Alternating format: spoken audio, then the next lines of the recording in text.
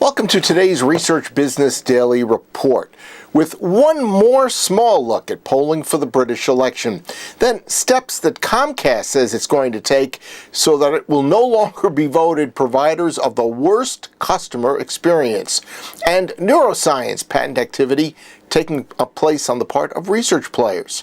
RBDR is sponsored today and all this week by advocacy, which helps clients automate the deployment of infographics-based dashboards that can clearly communicate complex data.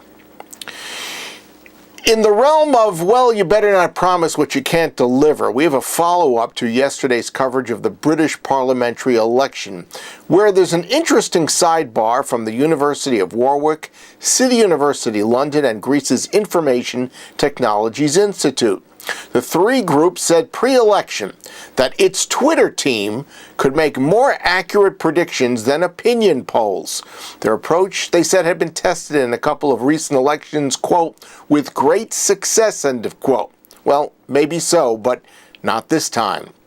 They also predicted a nail-biting result between Conservatives and Labour, just like the traditional 11 pollsters who failed to foresee the Conservatives Party winning a clear-cut majority win. Next, the buzz about Comcast for several years has been its abominable customer satisfaction. It's even been cited here and there as laying claim to the worst customer experiences. A report came out last week that Comcast has more internet users than TV customers. We're one of those. CEO Neil Smith claims Comcast Cable wants its customer experience now to be seen through a customer lens. As CallCenter-Iq.com's Brian Cantor asked in a blog, what action is Comcast actually prepared to take to back up those words? Well, in addition to investing $300 million in a customer experience overhaul, which will include 5,500 new customer experience employees and 3 new customer contact centers, and boy, that's a formidable amount of spending, customer advocacy, quote unquote, is going to become the success metric. That means Net Promoter Score, but Cantor rightly points out that Comcast did not say exactly how it's going to ensure that its definition and customers' definition of customer experience will align. So Cantor advised Comcast to buy technology that customers will feel enhances experience, that it train its personnel in accordance with cultural and service expectations of its user base, and that it add customer-oriented competency to each center. As I said, there's a lot of money behind this effort, an awful lot of money. Now let's see how wisely it's spent and how well those metrics work out.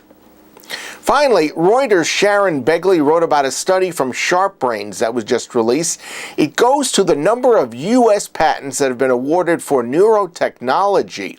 The report says the number of patents in that area has been soaring since 2010. And the leader in awarded patents is Nielsen, which Begley describes as providing ways to detect brain activity with EEG and to translate it into what people truly think about products, advertising, and packaging. There's also Microsoft patents galore, including some that assess mental states and attempt to determine the most effective way to present information, plus a neuro system that says it can discern whether a computer user is open to receiving advertisements. That's your Research Business Daily Report. We've been sponsored by advocacy, which helps clients automate the deployment of infographics-based dashboards that can clearly communicate complex data. We invite you to check out advocacy.com and even take a step further and go to advocacy.com/our-clients, where you'll find testimonials from very, very satisfied clients. And advocacy is also inviting you to learn how you can transform great research results in a way that will break through and make impact with decision makers in your or other organizations. We've created a link to guide you along that path, so look for it in our email and in the description box with today's video. Have a great research day, and we'll see you back here tomorrow.